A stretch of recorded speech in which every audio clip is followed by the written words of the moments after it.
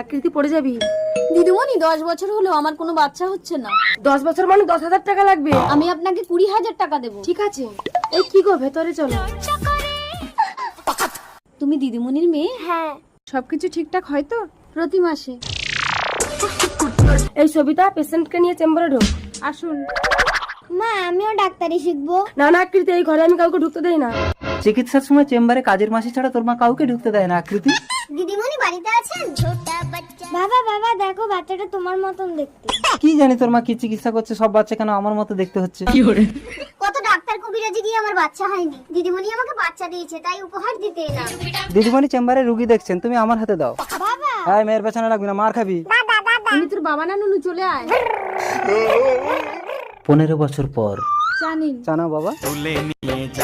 মেয়েকে আমার পছন্দ হয়েছে। মা আমি ছেলের সাথে একটু পার্সোনাল কথা বলতে চাই। আকৃতি, তোরা এই ঘরে ঢুকে কথা বল।